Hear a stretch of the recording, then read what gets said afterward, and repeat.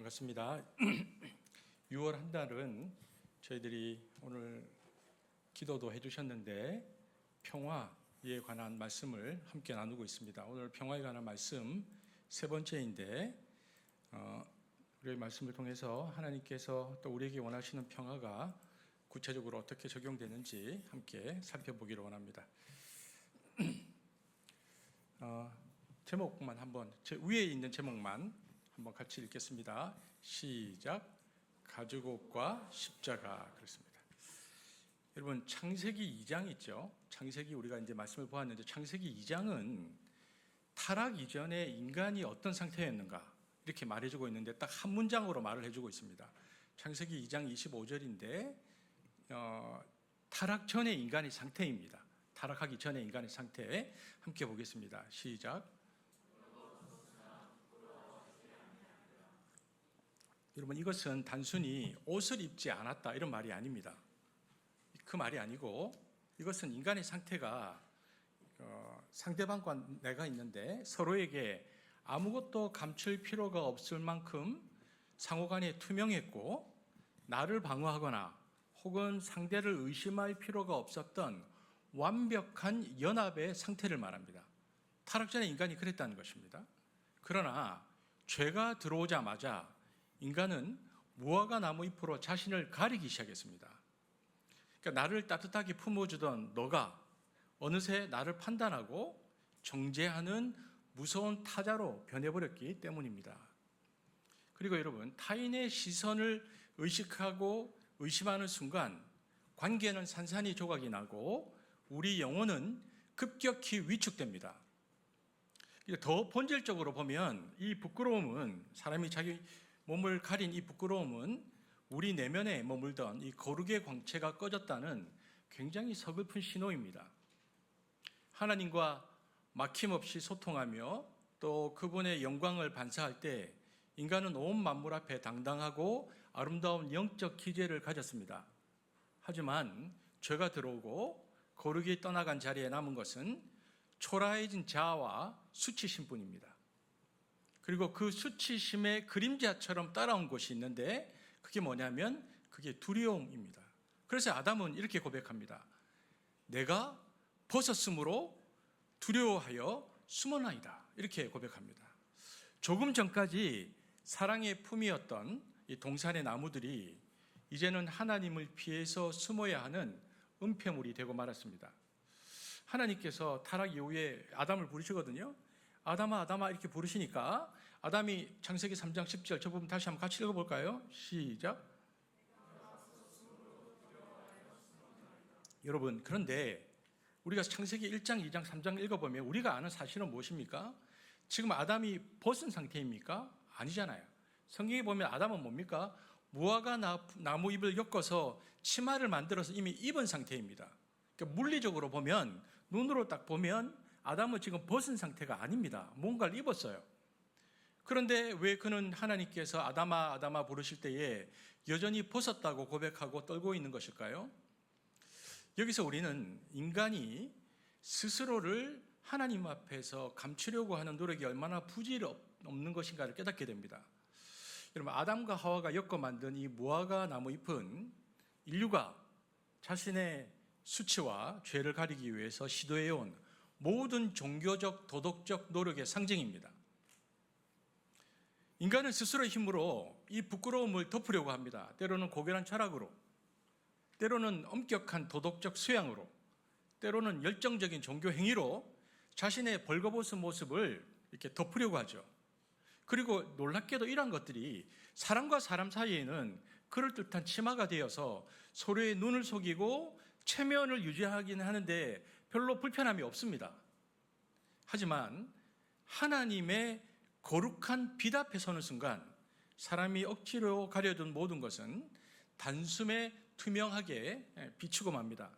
그러니까 내 양심이나 혹은 내 노력으로 만든 모든 옷은 하나님의 날카로운 시선 앞에서 추한 속모습을 그대로 드러낼 뿐입니다. 하나님은 스스로 만든 무화과 나무 옷을 입고 떨고 있는 인간을 이렇게 보시면서 모른 척하지 않으셨습니다. 그래서 그들의 이 초라한 부끄러움을 가려주시기 위해서 창세기 3장 21절에 보면 뭘 하셨죠? 직접 거친 이 가죽 옷을 만들어서 입혀주셨습니다. 하나님께서 직접 만든 수제 옷이죠. 입어라. 여러분, 하지만 이 하나님의 따뜻한 배려의 뒤편에는 여기 기독교 신앙에서 머리로는 선뜻 받아들이기 힘든 굉장히 잔인한 진실이 이 안에 숨어 있습니다. 왜냐하면 이런 거죠. 바로 누군가의 수치를 가리기 위해서 내가 아니고, 죄를 지은 당사자가 아니고 다른 생명이 대신 피를 흘려야만 하는 대속의 폭력성입니다. 죄는 내가 지었는데 다른 짐승이 죽었습니다. 왜냐하면 하나님께서 가죽을 만드신 게 아니거든요. 하나님께서 만든 어떤 짐승이 죽어서 이렇게 가죽의 옷이 된 것이기 때문에 누군가가 대신 죽었다는 것입니다. 이게 대속의 폭력성인데, 인과응보의 논리로 보면 명백하죠. 인간이 죄를 지었으니까 마땅히 그 인간이 벌을 받고 죽는 것이 순리입니다. 그런데 창세기 3장 21절이 우리에게 보여주는 인류 역사상 최초의 죽음은 놀랍게도 인간이 아니었습니다. 아무런 죄도 없는 에덴의 한 생명에게, 그게 어떤 짐승인지는 모르겠어요. 그런데 죽음이 먼저 찾아왔습니다. 여기 보십시오. 짐승이 죽을 때 그냥 탁 이렇게 그냥 죽었을까요? 에덴 동산의 고요를 깨뜨린 죽을 때의 그 최초의 비명, 짐승이 죽을 때, 그리고 풀잎을 적신 최초의 붉은 피가 에덴 동산에 탁 뿌려집니다. 인간이 탐욕으로 죄를 키우고 길렀는데 정작 그 참혹한 고통과 죽음은 아무런 잘못도 없는 무고한 생명이 고스란히 떠나야 했던 것입니다. 에덴 동산에서 일어난 이 가죽옷 사건을 볼 때 교회를 다니는 우리도 그렇다 치지만, 만약에 교회를 다니지 않는 분들이 성경을 읽으면 어떤 느낌이 들까요? 우리 이성은 거부감을 느낍니다. 아니, 왜 죄 없는 짐승이 인간 대신 피를 흘러야 되지라는 의문이 들기 때문입니다. 그런데 여러분, 이것은 이 사건을 어떤 관점으로 바라볼 때 생기는 감정이냐면, 이 사건을 그저 아무 죄 없는 삼자에게 책임을 떠넘기는 비겁한 임시 방편으로 볼 때에 생기는 감정입니다. 그러나 조금만 더 깊게 들어가서 보면 이 사건의 본질은 전혀 다릅니다. 사실 이 질문은 왜 다른 짐승이 죽어야 하지라는 이 질문의 본질은 우리를 죄가 얼마나 무서운 것인지 똑바로 마주하게 합니다. 여러분, 죄는 그저 미안합니다 말 한마디나 혹은 잠깐 마음으로 후회하고 뉘우친다고 해서 쉽게 지워지는 가벼운 얼룩이 아닙니다. 죄는 반드시 누군가의 생명의 값을 치러야만 하는 참혹하고 파괴적인 실체입니다. 하나님은 에덴 동산에 울려 퍼진 그 비극적인 짐승의 죽음을 통해서 이 준엄한 사실을 우리 마음속에 깊이 새겨놓고 계신 것입니다. 그리고 하나님을 볼 때도 그래요. 하나님은 인간의 죄를 가리기 위해서 애먼 타인에게 고통을 떠넘기고 뒤로 쑥 빠지는 그런 분이 아니십니다. 하나님이 인간의 죄를 뒤처리하시려고 자신이 창조한 동물들을 소모품처럼 쓰고 계신 게 아니라는 겁니다. 인간의 죄 때문에 에덴의 풀밭 위에서 이름 없이 피 흘려 죽어간 그 슬픈 짐승은 정확하게 수천 년 뒤에 우리의 모든 부끄러움을 완벽하게 덮기 위해서 단번에 스스로 제물이 되실 예수 그리스도의 모형입니다. 이게 성경에서 말하는 모형론인데, 이것은 앞으로 하나님 자신이 직접 죽으실 것을 온 세상과 역사 앞에서 선언하신 너무나도 아프고 확실한 사랑의 예고편입니다. 그러므로 우리가 창세기의 오늘 이 본문에서 목격하는 이 슬픈 짐승의 죽음 너머에서 우리가 보아야 하는 본질은 하나님의 죽음이라는 거대한 신비가 이 안에 담겨 있다는 것입니다. 이것은 그 당시 고대 근동의 신간과 완전히 다르죠. 이것은 위에서 군림하는 신의 폭력이 아닙니다. 사랑하기 때문에 스스로 부서지기로 작정한 창조주의 절박하고 철저한 자기 희생을 말하고 있는 것입니다. 하나님은 인간이 받아야 할 그 참혹한 죽음의 자리로 자신이 직접 걸어 내려가기로 결정하신 것입니다. 이 흐름이 이제 제사로 쭉 이어지는데, 이 흐름은 구약의 규칙, 특별히 구약의 율법 속에서 훨씬 더 구체적인 모습으로 나타납니다. 하나님은 인간의 죄가 어떻게 옮겨가고 그리고 어떻게 완전하게 사라지는가를 단 한 장면에 딱 담아 넣으셨습니다. 레위기 16장에 나오는 대속죄일의 풍경은 마치 한 편의 드라마 같은데요. 레위기 16장에 보면 거기 두 마리의 그 염소가 나옵니다. 한 마리는 하나님께 바쳐지는 제물이 되고, 다른 한 마리는 우리가 이제 조금 낯선 이름인 아사셀, 저기 나옵니다. 한 마리는 아사셀이라는 염소가 뽑힙니다. 여러분, 아사셀이 누구입니까?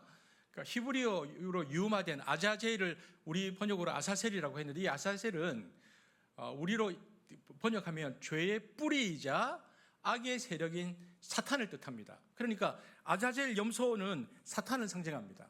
근데 대제사장이 이 아자젤 염소의 머리에 두 손을 얹고 이스라엘 백성이 지은 모든 더러운 죄를 쏟아내도 고백합니다. 그리고는 이 아사셀 염소를 사탄이 사는 거칠고 황량한 광야로 이 염소를 멀리 쫓아버립니다. 이건 어떤 의미냐면, 너희가 지은 그 모든 죄를 그 죄의 시작점인 광야에서 살고 있을 것이라고 당시 인간이 생각했던 그 죄의 시작점인 사탄에게로 통째로 돌려주겠다.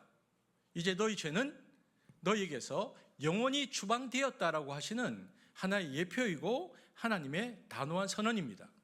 근데 여러분, 우리가 머릿속에서 한번 상상을 해보십시오. 광야의 붉은 먼지 속으로 백성들의 모든 죄를 짊어진 채 비틀거리면서 사라지는 염소의 뒷모습을 이스라엘 백성들이 보는데요, 여러분, 이것은 어딘가 낯익은 장면이지 않습니까? 뭡니까? 바로 인류의 온갖 추악한 죄를 다 뒤집어 쓴 채 예루살렘 성문 밖 골고다 언덕을 향해서 묵묵히 걸어가셨던 예수 그리스도의 모습입니다.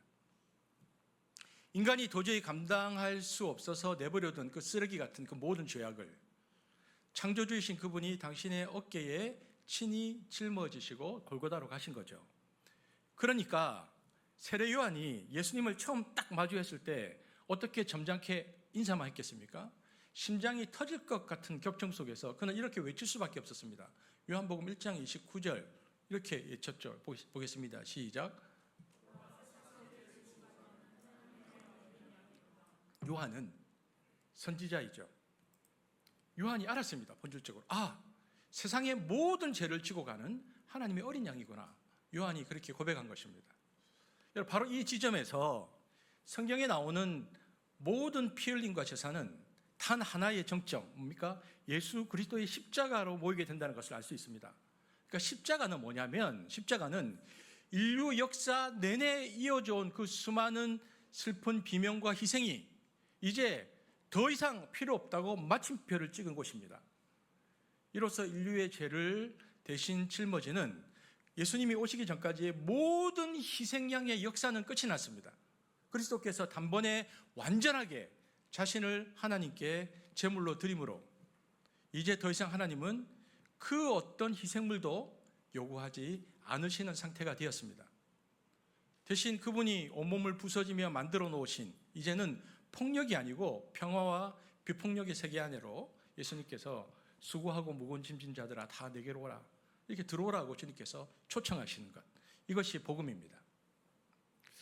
여러분, 제가 그 철학자이고 인류학자 중에 르네 지라드라고 있습니다. 여러분 혹시 이제 들어보셨는지 모르겠는데 그의 책 중에 희생양이라는 책이 있습니다. 유명한 책인데, 여러분 르네 지라드의 그 희생양이라는 책을 보면 그 인간 문명의 밑바닥에 흐르는 추악한 생존 방식이 그대로 들춰지는데, 이 책이 나왔을 때 신을 믿지 않는 학자들조차도 이것이야말로 인류 역사의 본질을 정확하게 꿰뚫었다 찬사를 보낸 책입니다. 그러니까 르네 지라드가 찾아낸 인류 역사의 어떤 진실은 굉장히 충격적인데, 그 책을 읽어보면 한마디로 이렇게 말합니다. 지라드는 인류가 지금까지 평화를 유지해 온 방법과 비결은 누군가 한 사람을 희생시켜서 얻은 가짜 평화였다, 이렇게 말합니다. 물론 성경도 죄를 없애고 하나님의 거룩함을 지키기 위해서 어떤 생명의 값 희생약을 끊임없이 요구합니다. 그러나 이 요구는 좀 다르죠. 거룩함이라는 것은 왜 요구하냐면, 하나님의 거룩함이라는 것은 불의와 결코 함께할 수 없기 때문이거든요. 하지만 성경이 말하는 희생양과 인간이 세상에서 만들어내는 희생양은 그 뿌리부터가 완전히 다릅니다. 여러분, 인간이 만들어내는 그 지라드가 말하는 것처럼 인간이 만드는 희생양은 굉장히 비열합니다.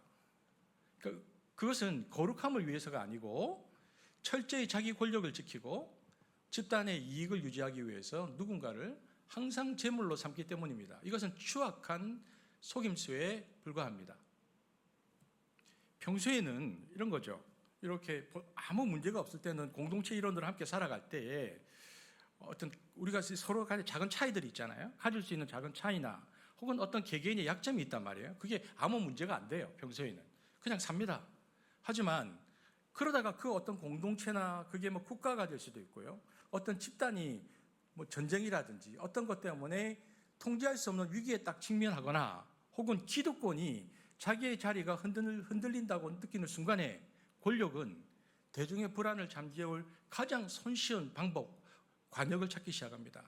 그래서 평소에는 아무 문제가 안 되었는데 그때 사회에서 가장 목소리가 작고 방어력이 없는 약자나 소수자들에게 만악의 근원이라는 불온한 프레임을 딱 씌우는 거죠. 혹은 어떤 사람이 예리한 관찰력으로 그 공동체나 권력자의 모순을 정직하게 지적하는 이 내부의 소리가, 바른 소리가 올라올 때에 이것을 체제를 흔드는 반역으로 둔갑시켜 버립니다. 그래서 여러분 역사를 보면 역사 속에서 집단이 거대한 혼란을 맞이할 때마다 이 비극적인 공식은 한치의 오차도 없이 지속하여 인류 역사 속에 반복되었다. 이게 지라리의 이론이거든요. 그러니까 이런 거죠.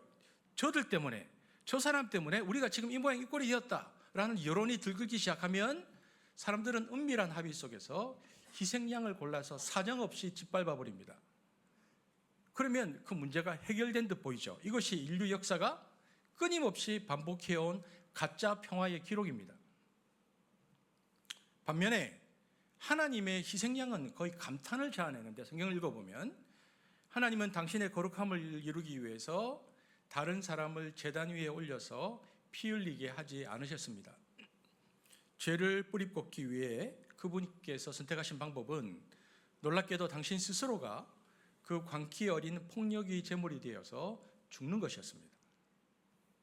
바로 이 지점에서 인간의 방식과 하나님의 방식이 정반대로 갈리는데요.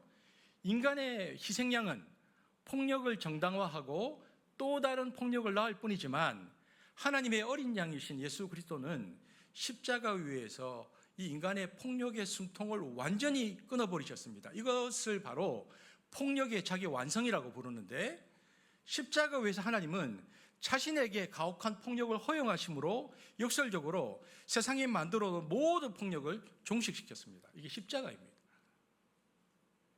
그러니까 여러분 그리스도라는 완벽한 제물이 십자가 위에서 하나님께 바쳐지는 순간 그래서 이제는 그 어떤 희생양도 하나님 앞에서 명분을 잃게 되어집니다. 그러므로 이제 이 세상에 거룩한 폭력이다 이런 말은 없습니다. 이런 것은 존재할 수가 없습니다. 그러므로 십자가 사건 이후로 하나님의 이름을 팔아서 누군가를 희생시키는 모든 행위는 그저 거룩한 탈을 쓸 범죄일 뿐입니다.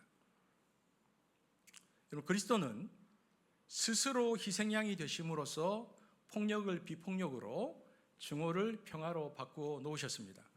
이것이 바로 그리스도의 십자가가 이루어낸 역사적 사명이고 폭력의 완전한 소멸입니다.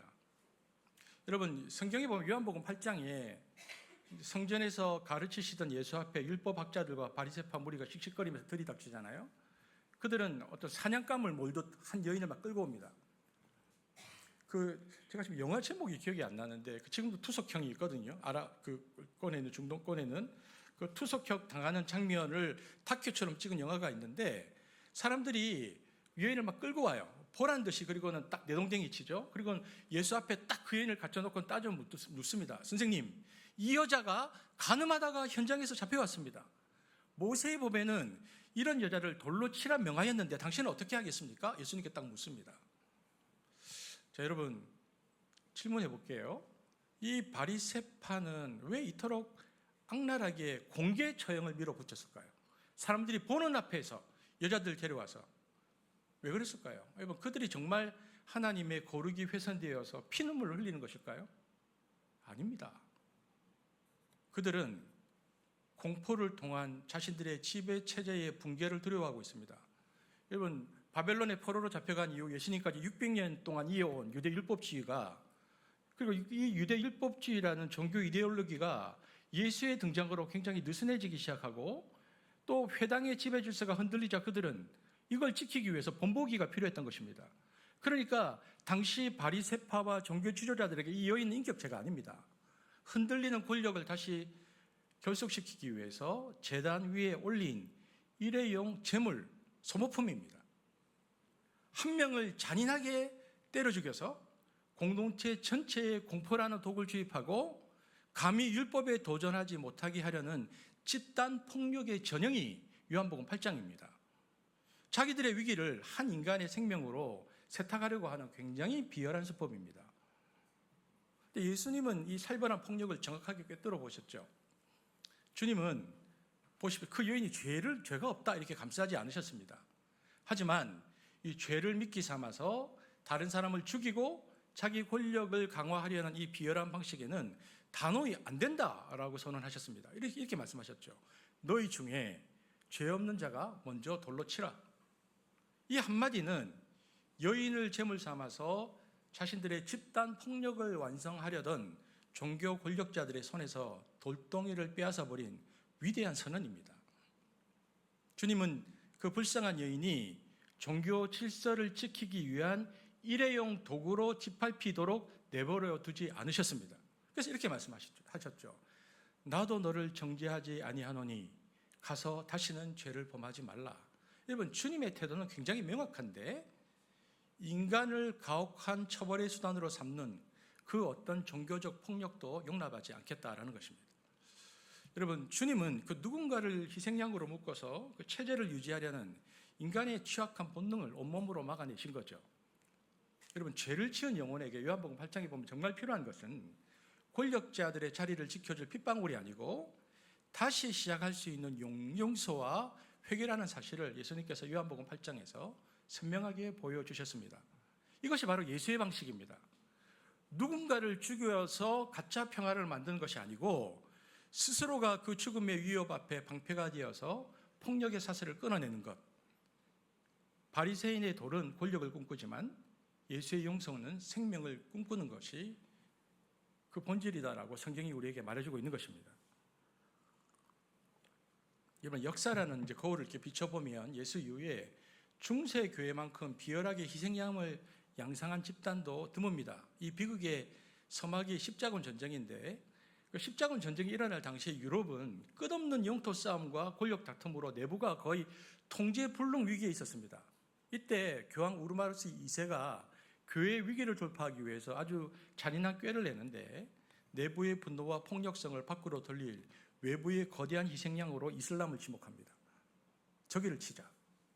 교황은 성제를 되찾자며 평화의 왕이신 예수의 이름으로 칼을 드는 것을 정당화했고 내부에서 싸우던 자들은 외부의 적을 함께 증오하며 기괴하게 뭉쳤습니다. 이것이 바로 집단의 위기를 지키기 위해서 타자를 죽이는 비열한 희생양 메커니즘의 정점입니다. 그렇게 움직이죠, 인간들은. 그리고 그 결과는 굉장히 처참했는데 이 200년 동안 이어진 이 전쟁은 교회의 도덕성을 거의 바닥까지 끌어내렸습니다. 원수까지도 사랑하라던 예수의 아가페는 실종이 되고 그 자리엔 증오의 영성이 독버섯처럼 피어올랐습니다.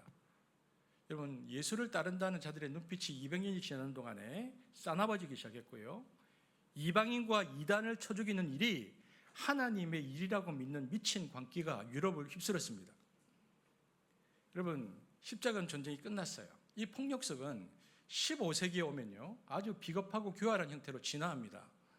15세기가 어떨 때입니까? 르네상스의 서곡이 올리고 이성주의가 고개를 들고 교회는 심각한 권력의 위기를 느낄 때인데 예를 들어서 베이컨 같은 어떤 인물들이 등장해서 이성의 논리로 교회의 모순들을 막 제기하니까 당황한 이 종교 지도자들이 이 권력을 유지하기 위해서 다시 한번 본보기를 찾기 시작합니다. 하지만 지식인을 대놓고 처단하기에는 명분이 너무 부족했습니다. 그래서 그들이 선택한 가장 만만한 희생양, 집단 폭력의 타깃은 바로 여성이었습니다. 눈에 띄는 여자, 똑똑한 여자, 당당하게 자기 의견을 말하는 여자들이 그들의 타격 지점이 되었습니다. 그들은 이들을 마녀라는 프레임에 가두고 종교재판의 이름으로 처참하게 도살했습니다. 그 잔인한 연출 앞에서 대중은 공포에 질려서 입을 닫았죠. 이것이 중세교회가 체제를 유지하기 위해서 벌인 추악한 폭력의 실체입니다. 복음의 이름으로 폭력을 재생산하고 인간을 제물 삼아 종교의 기득권을 수호하려 했던 이 흑역사는 십자가 위에서 자기를 제물로 바치신 예수의 정신을 정면으로 배신한 적그리스도적 광기였습니다. 여러분, 기독교 역사상 가장 비참한 비극은 현대사회에서 나타납니다. 중세를 지나서 2차 세계대전 당시에 미친 광기에 사로잡힌 히틀러는 독일의 그 위기를 타개할 제물로 유대인을 지목했죠. 600만 명을 가스실로 몰아서 대학살을 하는데, 근데 여러분, 너무 기가 막힌 것은 그 사륙의 배경막이 되어준 자들이 누군가, 바로 독일 개신교였습니다. 그들은 예수 그리스도의 이름으로 히틀러의 칼날을 축복했습니다. 독일 국가교회는 나치의 이 지배 이데올로기를 신학적으로 정당해지면서 살인마의 들러리를 섰죠. 제가 이게 질문해 봅니다. 여러분, 이것이 진정 기독교입니까? 아닙니다. 여러분, 이 문양, 여기 문양이 뜨나? 이게 뭡니까? 하켄크로이즈죠. 그러니까 십자가를 꺾었잖아요. 여러분, 이들은 이 십자가를 꺾어서 하켄크로이즈를 만든 마귀의 자식들입니다. 여러분, 근데 이게 제가 이제 오늘은 시간이 안 되고 아마 한 두세 달 안에는 제가 왜 독일 신학이 이렇게 넘어갈 수밖에 없었는지 설명을 한번 할 텐데, 이것은 진짜 이해가 제가 잘 안 되더라고요. 왜냐하면 괴테의 문학을 엎조리고 칸트의 순수 이성을 논하던 이 고매한 지성인들이 예수의 이름으로 인정청소에 동조하는 이 기괴한 모습이 보이는 겁니다. 2차 세계대전 때 인간의 이 희생양 메커니즘이 이 집단의 이익과 결탁할 때 얼마나 정교하고 잔인하게 살인을 합리화하는지 보여주는 증거입니다. 그러나 이 지륵 같은 어둠 속에서도 미쳐가는 세상을 거부하고 제정신을 지킨 사람들이 있었죠. 제가 설교 시간에 가끔씩 말씀드리는 본헤퍼 목사와 칼 바르트가 이끈 고백교회입니다. 1934년 그들은 바르멘이라는 도시에 모여서 당당하게 선언했습니다. 우리가 유일하게 복종할 대상은 오직 예수 그리스도뿐이다.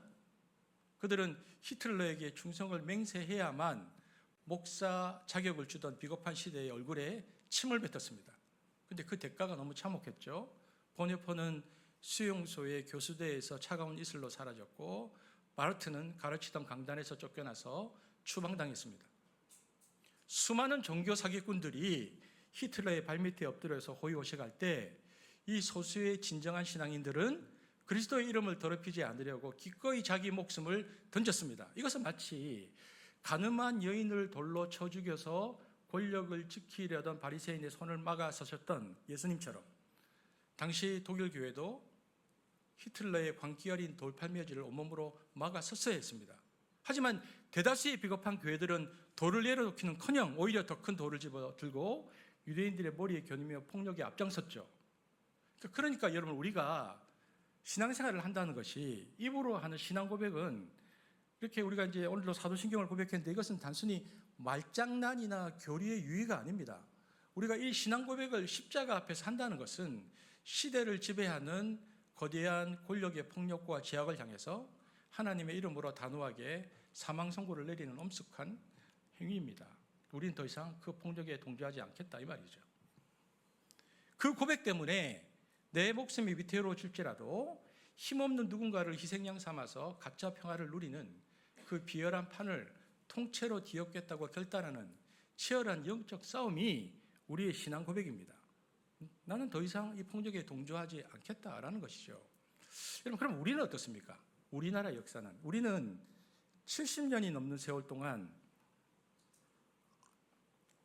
분단이라는 감옥에 갇혀 살아가고 있는 전 세계에서의 유일한 민족입니다. 여러분, 만약에 지금 우리 여기 흥덕에서 차를 타고 백두산까지 가면 얼마나 걸릴까요?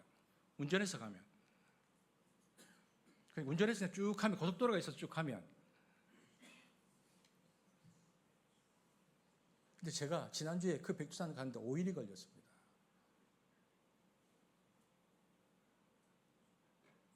이게 무엇을 말해줍니까? 70년 동안 이게, 그러니까 우리가 가지고 있는 의식은 섬이잖아요. 우리는 더 이상 이 대륙이 아니고 우리는 섬이라는 의식이 있잖아요. 왜냐하면 우리나라를 벗어나려면 배를 타거나 비행기를 타야 되지 육지로 가야 된다는 그 개념이 없잖아요. 근데 보니까 그 이번에도 찾아보니까 연결해서 러시아 블라디보스토크로 가는데 차로 6시간밖에 안 걸리더라고요. 그리고 우리가 여기서 광역버스 있듯이 국제버스가 있어서 그 버스 타고 가면 국경을 넘는 거예요. 우리는 그런 개념이 없잖아요. 우리가 무슨 버스를 타고 국경을 넘습니까? 그러니까 70년이 넘는 세월 동안 분단이라는 감옥에 갇혀 살아가고 있는 전 세계의 유일한 민족이 우리입니다. 우리 6월달에 대해서 이 생각을 해보는 건데, 근데 이게 일제강점기 시절까지 거슬러 올라가면은 이 땅에서 진짜 평화라는 말이 사라지신 이미 100년도 훨씬 넘습니다. 우리는. 그럼 도대체 왜 우리는 이토록 긴 세월 동안 가슴을 쥐어짜 않는 비극적인 역사를 살아내고 있는 것인가? 그 슬픈 서막은 조선 말기에 기득권층이 자신들의 자리를 지키기 위해서 쌓아올린 거짓 평화의 재단에서 시작되었습니다. 여러분, 여기도 이제 역사 선생님들도 계신데, 역사 선생님들도 부담스럽죠. 제가 이렇게 얘기하면 예배 후에 다 물어보십시오. 역사 선생님들한테. 여러분, 조선 말기 사회는 속에서부터 완전히 썩어 문드러진 상태였습니다. 정조 가까이 있잖아요. 우리 그 부분에 살때 정조의 개혁이 실패로 끝난 뒤에 이제 권력을 잡은 그 세력들이 백성들을 그저 쥐어짜기 위한 도구로 여기면서 무지막지하게 수탈했습니다. 그러니까 먹고 살 길이 막막해진 백성들이 길거리로 나앉았고요. 삶이 처참하게 파탄이 이르렀는데, 보십시오. 정조 왕이 중심에 대한 기억도 실패하고, 똑똑한 지식인들이 나섰던 가보경장도 실패하고, 그러니까 이 기득권이라는 높은 벽에 가로막혀서 모든 어떤 기억들이 실패로 끝나죠. 결국 더는 견딜 수 없었던 백성들이 스스로 살아남기 위해서 직접 무기를 들고 일어났으니 이것이 바로 동학 농민혁명입니다.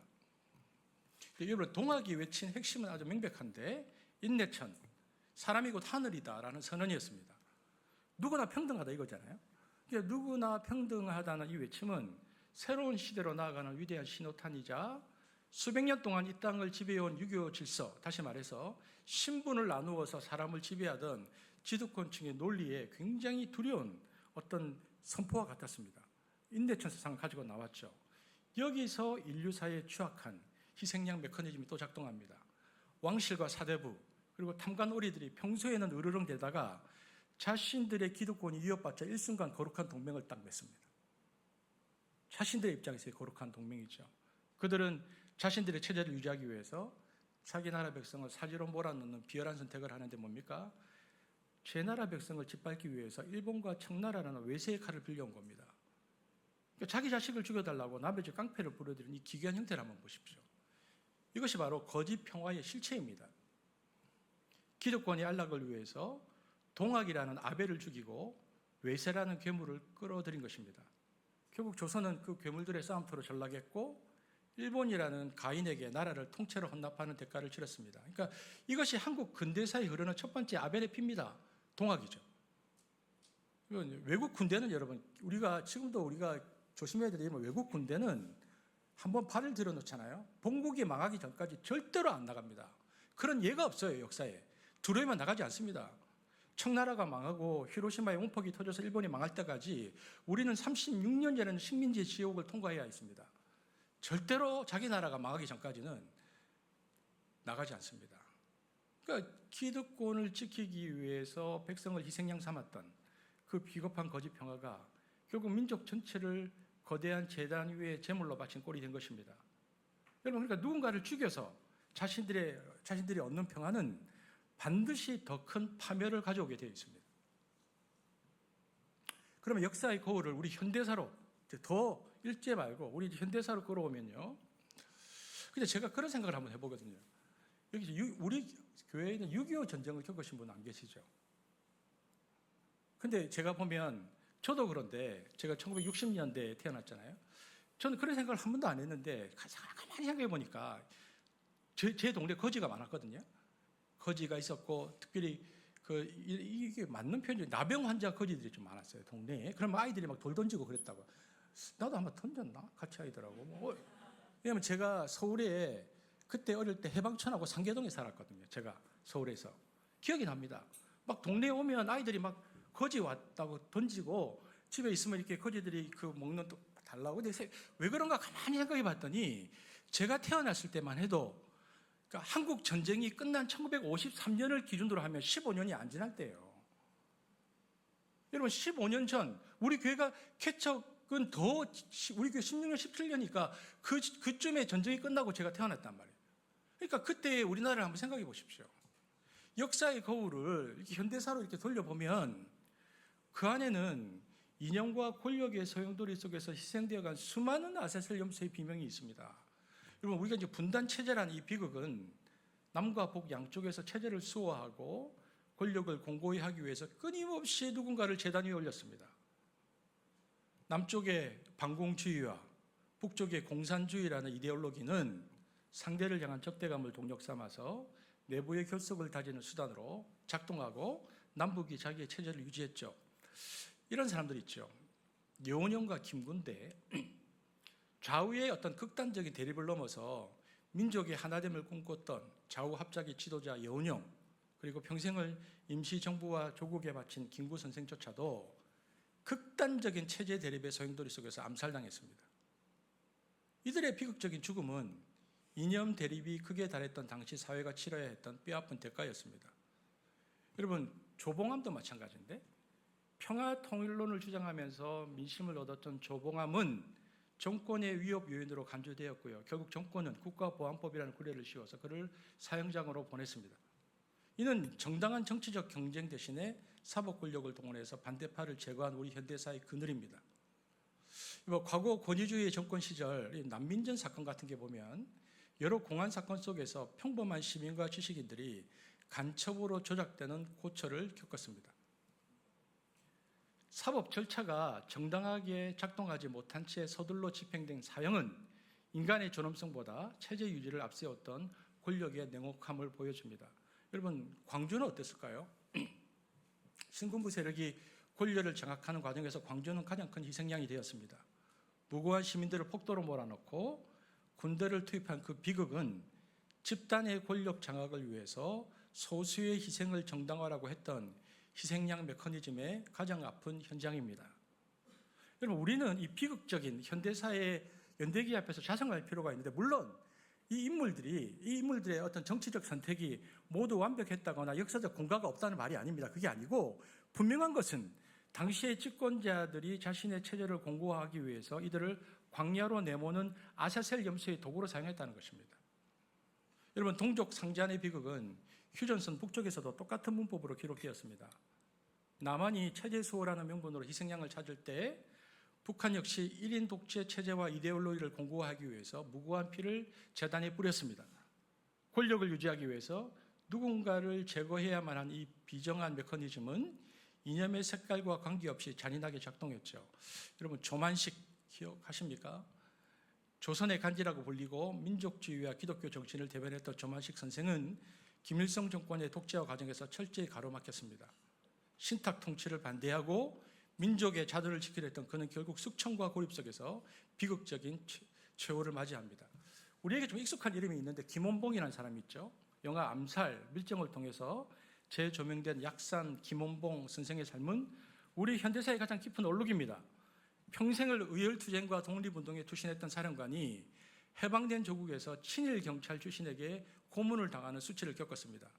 결국 남한에서 설자리를 잇고 북한으로 향했지만 그곳에서도 그는 김일성의 권력 강화를 위한 국제 간첩이라는 낙인이 찍힌 채 처형당했습니다.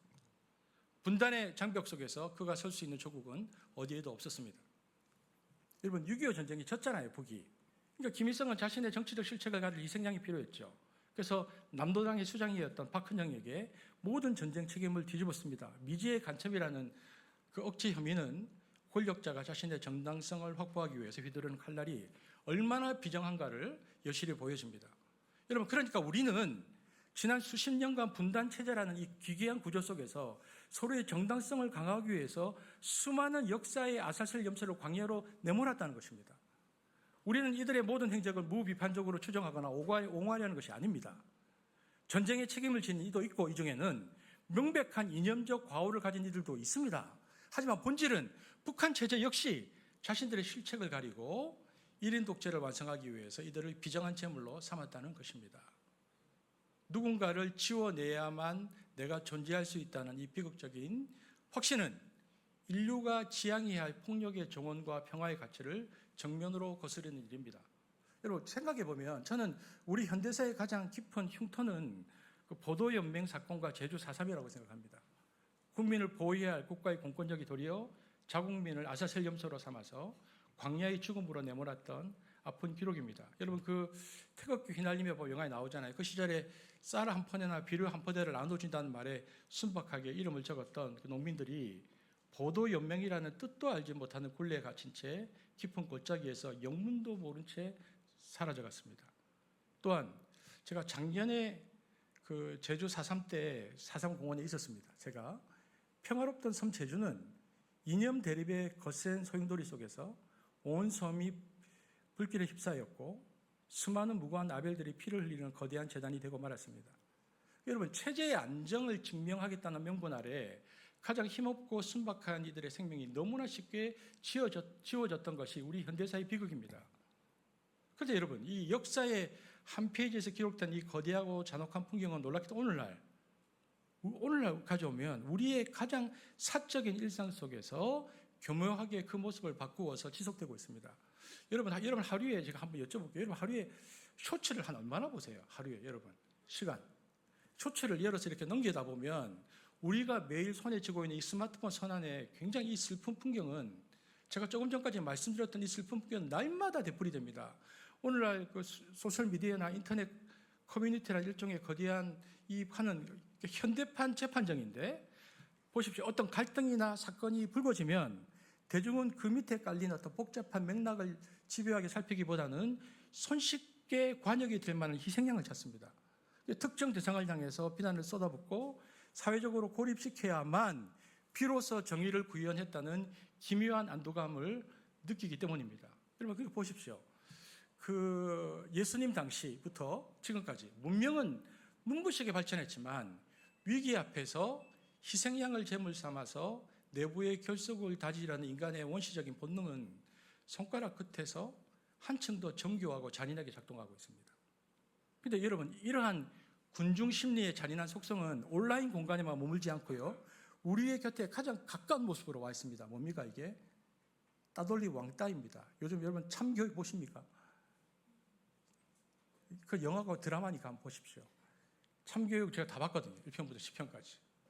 끊을 수가 없어요. 한번 보니까. 와, 이거 뭐 궁금, 통쾌하기도 하고 뭐 좀 그렇게 했는데. 여러분, 누군가를 왕따시키는 동기는 언제나 추악합니다. 이런 거죠. 우리 집단의 분위기나 기득권의 규칙을 얌전하게 따르지 않는 소설을 콕 집어냅니다. 그리고 그 사람에게 집단의 온갖 스트레스와 분노, 화풀이를 막 쏟아놓는 거죠. 근데 굉장히 기묘한 것은 참교육에도 나타나는데요. 모두가 한 사람을 향해서 어떤 증오를 퍼부을 때 그 판을 주도하는 이에게 막강한 권력이 생긴다는 겁니다. 이게 굉장히 이상합니다. 그 사람이 비판을 받을 것 같은데 모두 다 그 사람 눈치를 봅니다. 그리고 남은 사람들은 그 사람을 중심으로 비겁한 결속력을 갖죠. 그러니까 다른 사람을 잔인하게 밀어내고 짓밟음으로 자신들의 자리를 단단하게 만드는 비열한 희생양 사냥입니다. 이 지점에서 우리는 좀 아픈 질문을 던져야 되는데 교회는 과연 어떤가 하는 거죠. 지금 한국 교회가 마주한 현실은 뭐 누구나 공감하기에 참으로 가슴 아픈 위기입니다. 제가 신학교를 들어갈 당시만 해도 신학교는 차고 넘쳤는데 지금은 신학교에서 신학교마다 미달인 데다가 전도사님을 찾을 수가 없습니다. 전도사님들이 없어요 이제. 그래서 이 목사님들이 은퇴를 하셔야 되는데 목회자 수급이 안 되니까 이 목사님이 은퇴를 하면 작은 시골 교회들 문을 닫아버리는 거예요. 더 이상 목회자 수급이 안 되니까.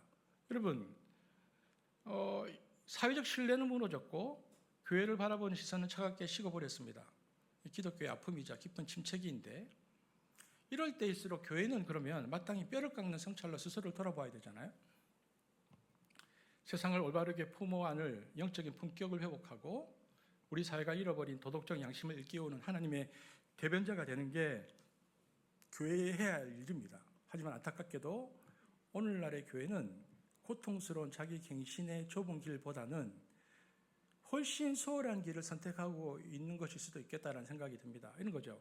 내부의 어떤 본질적인 문제를 직면하고 반성하고 기억하고 고치기보다는 교회 외부에서 손쉬운 비난 대상을 찾아서 그곳으로 시선을 돌리는 방식입니다. 우리와 생각이 다른 사회적 소수자나 낯선 집단을 규정하고 그들을 향한 경계심을 통해서 내부의 결속을 확인하려는 태도, 그것은 스스로 약화되어가는 공동체가 선택하기 쉬운 가장 안타까운 형태의 희생양 찾기입니다. 여러분 보십시오. 예수의 이름을 앞세워서 누군가를 저주하는 그 광기 어린 광장 어디에 주님의 평화가 있습니까?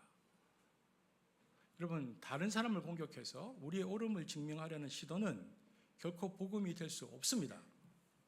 십자가는 누군가를 죽여서 내 자리를 지키는 것이 아니라 죽어야 할 나를 대신해 하나님이 직접 죽으신 사랑의 자리이기 때문입니다.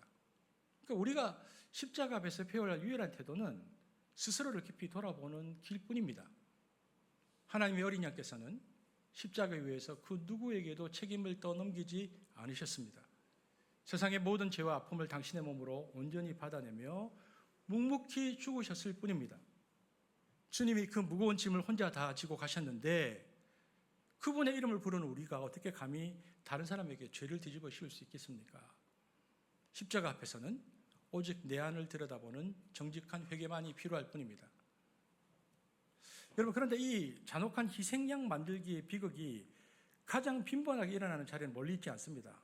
이것은 우리가 매일 마주하는 우리 집의 거실입니다. 그리고 가장 안전해야 할 가정에서 이게 많이 일어납니다. 이런 거죠. 부모의 기대에 미치지 못한다는 이유로, 내 기준에 어긋난다는 이유로 우리는 자녀를 은근하게 밀어내곤 합니다. 실망이 담긴 차가운 눈빛과 툭 지나가는 무심한 말 한마디는 아이의 영혼을 제단 위에 제물로 올리는 소리 없는 폭력입니다. 여러분, 집에서조차 용납받지 못한 아이들은 결국 마음의 길을 잃고 맙니다. 우리가 흔히 문제야 혹은 아픈 아이라고 부르는 이들은 가만히 생각해보면 실상 어른들이 감당하지 못한 불안과 스트레스를 대신 짊어진 희생양일 뿐입니다. 아이의 잘못이 아니고 어른들의 무능이 아이를 제물로 삼은 거죠. 여러분, 이런 거 있죠. 그 가족을 조금 더 확장하면 가족이나 친척 중에도 늘 이런 침이 되는 가족이 있을 수 있죠. 일가 친척이 명절에 모일 때 저 사람 또 왔네. 저 사람만 좀 안 오면 우리 이 집안이 좀 편할 텐데, 저 사람 없으면 속이 편할 텐데라는 생각이 안에서 불쑥 들어올 때, 그때 우리는 십자가를 바라보아야 합니다. 생각해 보십시오. 쓸모와 효율, 내 한 몸의 편안함을 이유로 곁에 있는 약자를 밀어낸다면 이 땅의 장애인과 연약한 이들은 도대체 어디에 발을 붙이고 살아야 합니까? 그러니까 가장 가까운 이의 연약함을 용납하는 것, 거기서부터 희생양의 비극을 멈추는 그리스도의 사랑이 시작되어야 합니다. 여러분, 가족이라는 것은, 그리고 신앙 공동체란 결코 손을 놓지 않는 자리입니다. 부족하고 허물이 있는 사람을 인내로 품어안고 그 무거운 짐을 함께 나누어지는 부모의 뒷모습을 보면서 자녀들은 비로소 살아가는 법을 배웁니다. 어떻게든 서로를 용서하고 어떻게든 용납하고 하나로 묶어내려고 애쓰는 그 애틋하고 숭고한 노력 속에서 하나님의 나라는 비로소 소리 없이 시작되는 것입니다. 여러분, 타인을 희생양 삼아서 나의 옳음을 증명하려는 사회는 결코 행복할 수 없습니다. 그리스도의 은혜 아래 머무는 이들은 그 누구도 인간을 희생양으로 만들어서는 안 됩니다. 그것은 가혹한 폭력이자 주님의 십자가를 욕되게 하는 일이기 때문입니다. 주님께서 우리의 모든 허물과 죄를 대신 짊어지셨습니다. 그러므로 그 어떤 배제나 소외도 신앙의 이름으로 정당화할 수 없습니다. 자신을 아낌없이 내어주신 하나님의 사랑 앞에서 우리가 타인을 향해 들어 올릴 수 있는 돌덩이는 하나도 없습니다. 그러므로 이제 우리는 결단해야 합니다. 나의 편안함과 이기적인 안도를 위해서 누군가를 희생양 삼던 이 고질적인 버릇을 내려놓아야 하는 것입니다. 비난과 배제의 쉬운 길 대신에 용서와 하나됨을 향한 좁고 아득한 길을 묵묵하게 걸어가야 하는 것입니다. 우리 가정에서, 우리 교회에서 이 아가페의 영성을 살아내는 이들이 조용히 일어나기를 바랍니다. 스스로 하나님의 어린 양이 되셔서 우리를 살리신 예수의 길을 우리가 기억할 필요가 있습니다.